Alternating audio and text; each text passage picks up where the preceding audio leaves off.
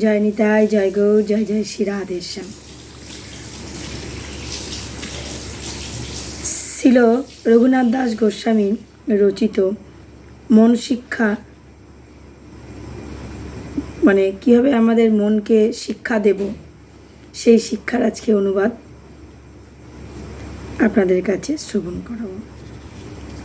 আপনারা সবাই শ্রবণ করুন এবং চেষ্টা করবেন এই শিক্ষায় নিজেকে অনেকটা চলার জন্য।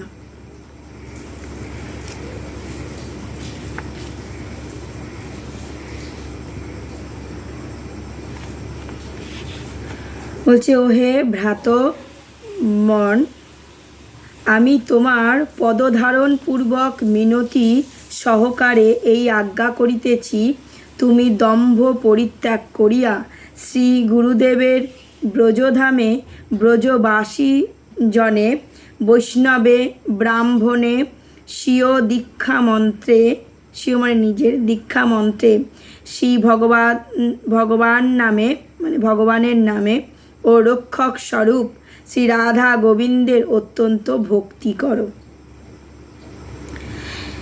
2 নম্বর হলো, হে মন, তুমি বেদবিহিত ধর্ম বা বেদ নিষিদ্ধ অধর্ম কিছু করো না।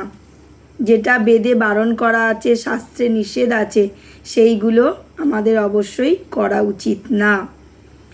এই সংসারে থাকিয়া স্বীয় ব্রজবাস ভাবনা করিয়া শ্রী রাধা গোবিন্দের যথেষ্ট সেবা করো এবং শচীসুত শ্রী গৌরাঙ্গকে নন্দনন্দন শ্রীহরি জ্ঞানে ও শ্রী গুরুদেবকে কৃষ্ণপ্রিয় জ্ঞানে সর্বদা স্মরণ করো।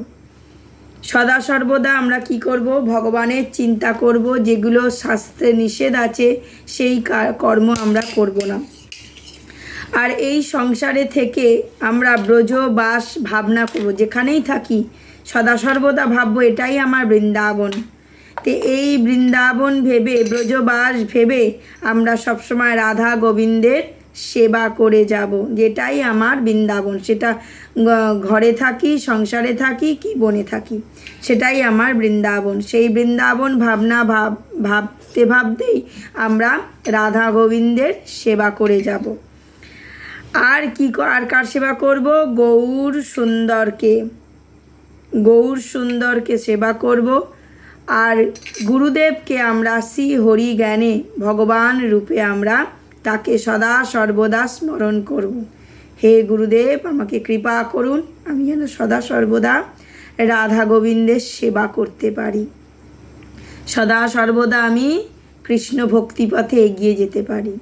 এটা আমরা সদা সর্বদা গুরুদেবকে ভগবান স্বরূপ মানতে হবে। গুরুদেবকে কেউ তুচ্ছ ভাববেন না, যে উনি তো গুরুদেব, উনি মনুষ্য হয়ে এসছেন ঠিক কথা, কিন্তু ওনার মধ্যে যা পাওয়ার থাকবে সেটা ভগবান তুল্য। অতএব গুরুদেবকে কেউ কোনোদিন তুচ্ছ ভাববেন না। 3 নম্বর হচ্ছে, হে মন, শ্রবণ করো। যদি তুমি প্রতি জন্ম অনুরাগে ব্রজবাস করতে চাও এবং শ্রী সত্য রাধা গোবিন্দের সেবা লাভ করতে ইচ্ছা করো, তবে তুমি স্বরূপ এবং সহগণ সহ শ্রীরূপ এবং তদিয়াগ্রহ্য শ্রী সনাতন গোস্বামীকে ভক্তি সহকারে নিত্য সম্যক রূপে স্মরণ করো আর নমস্কার করো। প্রতি জন্মে যদি তুমি ব্রজবাস করতে চাও, মুখে বললে হবে না যে ও যদি ভগবান হে রাধা মাধব কৃপা করো, যদি একটু ব্রজবাস করতে চাই, বা পরের জন্মে যেন আমি একটু ব্রজবাস করতে পাই। সেই ব্রজবাস করার যদি তুমি অনুরাগ করতে চাও, রাধা গোবিন্দের সেবা লাভ করতে চাও, তাহলে তুমি ভক্তি ভরে সনাতন গোস্বামীকে স্মরণ করো এবং তাকে নমস্কার করো। সদাই সর্বদা গোস্বামীগণকে, স্বরগোস্বামীকেই সদা সর্বদা প্রণাম করে তাকে জানাতে হয় যে আমরা যেন রাধা গোবিন্দের সেবা করতে পারি, আমরা যেন নিতাই গৌরের সেবা করতে পারি, কৃষ্ণ ভক্তিপথে আমরা যেন সদা সর্বদা এগিয়ে যেতে পারি। 4 নম্বর হলো, যে মন, হে মন, তুমি অসঙ্গ রূপ বেশ্যাকে পরিত্যাগ করো। এটা নিশ্চয় সবাইকে বলতে হয়, তাও বলে দিই ধরুন পরস্ত্রী, পরসঙ্গ, সেগুলোকে ত্যাগ করতে হয়। যেখানে দেখবেন খারাপ কিছু আচরণ হচ্ছে সেটাকে ত্যাগ করতে হয়। মুক্তিরূপা ব্যাঘ্রীর কথা শ্রবণ করো না, উহা শ্রবণ মাত্রই মন হরণ হয়ে যায়, অর্থাৎ সর্বাঙ্গ গ্রাস করে ফেলে। আর বৈকুণ্ঠ প্রাপ্তিকারিণী নারায়ণ ভক্তিও পরিহারপূর্বক ব্রজে শ্রী রাধাকৃষ্ণকে ভজন করো, যেহেতু তারা স্বীয় প্রেম রূপ রত্ন প্রদান করে থাকেন। কিন্তু আমাদের মূল কথাই হলো রাধা মাধবকে আমাদের সেবা করে যেতে হবে।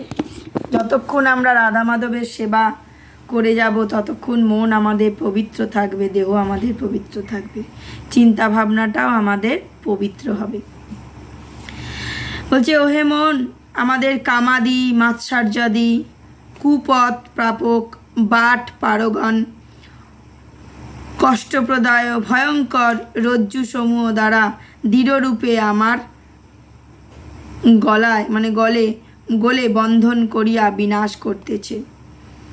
অতএব তুমি শ্রীকৃষ্ণ ভক্তগণের সমীপে এইরূপ কাতরভাবে উচ্চস্বরে পুরস্কার করো, যেন তাহারা আসিয়া তোমাকে ওই শত্রুগণ হইতে রক্ষা করে। কে কে শত্রু? সবাই শত্রু আমাদের। কাম, ক্রোধ, লোভ, মদ, মোহ, মাৎসর্য, ছটা রিপুই আমাদের শত্রু। তাই জন্য আমাদের ভক্তের চরণে, বৈষ্ণবের চরণে কাতর হয়ে, আমাদের রাধা গোবিন্দের চরণে কাতর হয়ে আমাদের অনুনয় বিনয় করতে হয় যে ওই ছটা শত্রু থেকে আমাকে দূরে রাখো। ছটা শত্রু না হলে আমাদেরকে গ্রাস করে নেবে। ছটা শত্রু যদি আমাদেরকে গ্রাস করতে চায়, কোনো দিন আমরা কোনো বৈষ্ণবের চরণে আশ্রয় পাবো না, কৃষ্ণ ভক্তির পথেও এগিয়ে যেতে পারবো না, রাধা গোবিন্দের সেবাতেও নিজেকে কাজে লাগাতে পারবো না। 6 নম্বর হলো যে তুমি কেন অন্যত্র আসক্তি রূপ গর্ধবের মূত্রে স্নান করিয়া আপনাকে এবং আমাকে দগ্ধ করতেছ। তুমি সর্বদা রাধা কৃষ্ণের পাদপদ্মে প্রেম ভক্তি নির্মল অমৃত সাগরে স্নান করিয়া আপনাকে বা নিজেকে সুখী করো। তুমি এখানে ওখানে পুজো করে বেড়াচ্ছ, আজকে দুর্গা, কালকে কালী, লক্ষ্মী, সরস্বতী, একে ওকে তাকে পুজো করে বেরিয়ে কোনো লাভ নেই। রাধা গোবিন্দকে পুজো করো, রাধা গোবিন্দের সেবা করো, তার চরণাশ্রয় থেকে তারকে স্নান করিয়ে সেই অমৃত পান করে নিজেকে শুদ্ধ করো, নিজেকে সুখী করো। 7 নম্বর হলো হচ্ছে, ওহে মন, প্রতিষ্ঠা লাভ ইচ্ছা রূপ উল্টা। অনেকে চায় আমি প্রতিষ্ঠা হব, ডাক্তার হব, ইঞ্জিনিয়ার হব, পাইলট হব, এটা হব, ওটা হব, মানে নিজেকে যে প্রতিষ্ঠা বা আমাকে লোকে চিনুক। অনেকে চায় আমি স্বামীর পরিচয়ে পরিচিত না, বাবার পরিচয়ে পরিচিত না, বা আমি নিজের পরিচয়, এই যে নিজেকে প্রতিষ্ঠা করার যে লালসা, এই লালসা আমার হৃদয়ে নৃত্য করে সব সময়। ধরুন একটা কেউ মঠ মন্দিরে থাকে, তাদেরও লালসা থাকে, তারাও অনেক অনেক সাধু সন্তরাও বলে তাদেরও মধ্যে লালসা থাকে, আমি একটা প্রেসিডেন্ট হব, আমি একটু, এই যে লালসাটা মাঝে মাঝে লালসাটা ত্যাগ করতে হয়। ওটা কিন্তু আমাদের হৃদয়ে সর্বদা নৃত্য করে বেড়ায় ওই লালসাটা। প্রতিষ্ঠা পাবো, প্রতিষ্ঠা লাভের জন্য লালায়িত হয়ে ওঠে। পবিত্র প্রেম আমার হৃদয়কে স্পর্শ করে। ধরো আমি রাধা গোবিন্দের প্রতি প্রেম হলো, হঠাৎ করে আমাকে বললো, বাবা তুমি একটা অমুক, তোমাকে একটা প্রতিষ্ঠা হতে হবে না, নিজের নাম করতে হবে না, ওই যে মাথায় ঢুকে গেল, সেটা কি হয়, নিজের শরীর, নিজেকে নিজের হৃদয়ে নাচতে থাকে, ওটা নৃত্য করতে থাকে। তখন কি হয়, আমার ভক্তি চলে যায়। ওটা যেহেতু নৃত্য করে তাই জন্য ভক্তি আমার চলে যায়। অতএব কি হবে, তো আমাদের হৃদয়টাকে সুনির্মল করতে হবে, করে রাধা কৃষ্ণের প্রেম ভক্তি বসাতে হবে। আর 8 নম্বর হলো, হে মন, তুমি ঈদৃশ্য মিনতি সহকারে গোষ্ঠে সেই গিরিধারীর ভজন করো, যিনি শঠের দুষ্টতা দূর করে। দয়া করে আমাকে প্রেমামৃত দান করো, শ্রী রাধিকার ভজনে আমাকে নিযুক্ত করো। সদা সর্বদা আমাদের গিরিধারীর ভজনা করতে হবে, গোবিন্দের ভজনা করতে হবে। আর আমাদের লালায়িত থাকতে হবে কখন আমরা রাধা রানীর ভজন করতে পারবো, রাধা রানীর নাম জপ করতে পারবো, সদা সর্বদা রাধে রাধে রাধে রাধে ভজনে যুক্ত হতে পারবো। এটা আমাদের নিজেদের মনকে লালায়িত করতে হবে, মনকে সেইভাবেই আমাদের নিজেদের হৃদয়কে প্রতিষ্ঠা করতে হবে।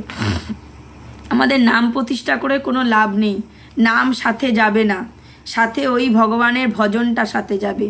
ডাক্তার ইঞ্জিনিয়ার মরে গেলে কিছুই আর থাকবে না, সব কিছুই আমাদের ফেলে রেখে দিয়ে চলে যেতে হবে, প্রতিষ্ঠাটাও আমাদের ফেলে রেখে দিয়ে চলে যেতে হবে। সাথে যাবে কে? নাম, রাধা গোবিন্দের ভজন, শ্রী রাধিকার চরণ স্মরণ করতে করতে যদি আমরা নিঃশ্বাসটা ত্যাগ করতে পারি, তাহলে ওটাই আমাদের সাথে যাবে, আর কিছুই আমাদের সাথে যাবে না।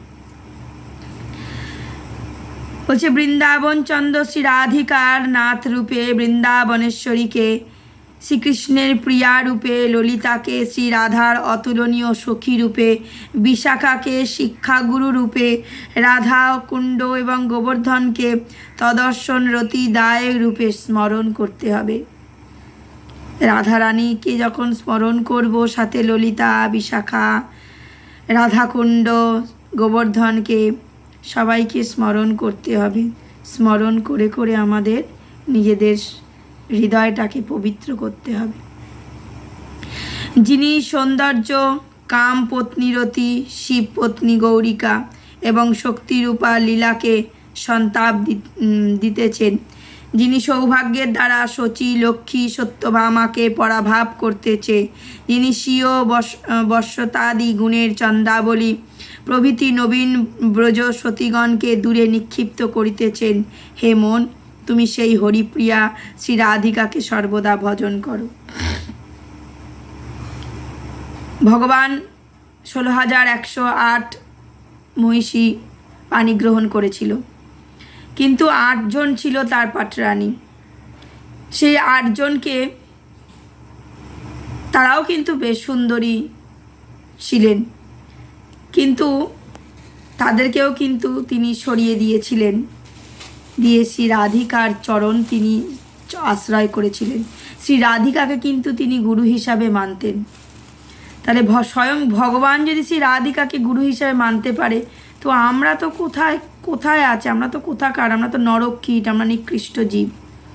তাহলে আমরা কেন রাধিকার স্মরণ করব না, রাধিকাকে ভজন করব না? সদা সর্বদা আমরা রাধা রাধা রাধা রাধা জপে যাব।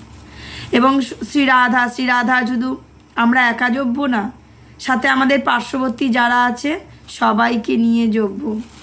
কারণ কি? তাদেরকেও উদ্ধার করতে হবে, নিজে একা উদ্ধার হলে হবে না। মহাপ্রভু তো আমাদের শিখিয়ে দিয়ে গেছেন না, যে নিজেরই আচিরি ধর্ম জীবের শিখায়। নিজের ধর্ম না চেঞ্জ করলে কাউকে, জীবকে উদ্ধার করতেই পারবো না। তাতে আমি নিজে যখন রাধা রাধা জপবো, রাস্তাঘাটে যখন যাকে যেভাবে দেখব, তখন তাকেও রাধা রাধা বলে উচ্চারণ করাবো তার মুখ দিয়েও। সে একবার রাধারানীর নাম করবে, শ্রী রাধা একবার শ্রী রাধারানীর নাম করলেই রাধারানী তাতেই সন্তুষ্ট। রাধারানী কাউকে বিচার করে না যে কে উঁচু, কে নিচু, কে মুচি, কে মেথর, কে বড়লোক, কে গরিব। রাধারানী সেটা বিচার করে না। রাধারানী শুধু বিচার করে যে তিনি আমার একবার নাম নিয়েছেন, একবার আমার ভজন করেছেন, তিনি শুধু সেইটুকুনি বিচার করেন। বলছে যে তাহলে সেই ব্যক্তি মনশিক্ষা দিয়ে আমাদের কি শেখালেন? সদা সর্বদা আমরা রাধা কৃষ্ণের ভজন করব। কৃষ্ণ তো বিশ্বব্রহ্মাণ্ডের মালিক, আগে তো তার নাম আসতে পারত, কিন্তু শ্রীকৃষ্ণ বলে গেছেন শ্রী রাধা হচ্ছেন আমার গুরুদেব, ওনাকেই আমি গুরু হিসাবে মানি। তাই জন্য আমার আগে সদা সর্বদা শ্রী রাধার নাম আসবে, তাই জন্যই শ্রী রাধা গোবিন্দ। অতএব আমরা রাধারানীকে ভুলে গেলে চলবে না। তবে একটা কথা, মথুরাতে যাবেন যখন, যেখানে শ্রীকৃষ্ণ, জয় শ্রীকৃষ্ণ বলবেন। আপনি দ্বারকা যাবেন, সেখানেও কিন্তু জয় শ্রীকৃষ্ণ বলবেন। সবাই কিন্তু ওদিকে গুজরাট ওদিকে সাইডে গেলেন, কিন্তু ওখানে জয় শ্রীকৃষ্ণ বলবেন। ঠিক আছে, কিন্তু যেই কৃষ্ণ সেই রাধা, সেটাও আমাদের মানতে হবে যে রাধা আলাদা কৃষ্ণ আলাদা। রাধা কৃষ্ণ এসছেন এখানে ব্রজেতে, মানে পৃথিবীতে এসছেন উনি লীলা করার জন্য, আমাদের শিক্ষা দেওয়ার জন্য, দুটো স্বরূপ হয়ে এসছেন আমাদের শিক্ষা দেওয়ার জন্য। কিন্তু যেই রাধা সেই কৃষ্ণ, তার কিন্তু কোনো আলাদা ভেদ নেই। অতএব কৃষ্ণকে ডাকলেও রাধা, রাধাকে ডাকলেও কৃষ্ণ। তবে আমরা সদা সর্বদা রাধারানীর স্মরণ করলে আমরা, রাধারানী বড় দয়ালু, বলো কৃপালু, উনি ঠিক আমাদের উদ্ধার করবেন। ওনাকে উনি কোনো বিচার করেন না। অতএব আমাদের বড় বড় যে গোস্বামীগণরা আমাদের শিক্ষা দিয়ে গেছেন, এ রঘুনাথ গোস্বামী উনিও শিক্ষা দিচ্ছেন আমাদের সদা সর্বদা রাধা গোবিন্দ, শ্রী রাধা গোবিন্দের সেবা করে যাও, রাধা গোবিন্দের কথা চিন্তা করে যাও, রাধা গোবিন্দের স্মরণ করে যাও। আর রাধা গোবিন্দের স্মরণ করাটা কোথা থেকে পেয়েছি আমরা? গুরুদেবের থেকে। তাই জন্য গুরুদেবকে আমরা তুচ্ছ মানব না, গুরুদেবকে আমরা সদা সর্বদা তাকে ভগবানের আসনে বসাবো, সদা সর্বদা আমরা তাকে স্মরণ করব, তিনি আমাদের পথ দেখিয়ে ঠিক নিয়ে যাবেন। জয় নিতাই গৌর প্রেমানন্দে, হরি বল, জয় জয় শ্রী রাধেশ।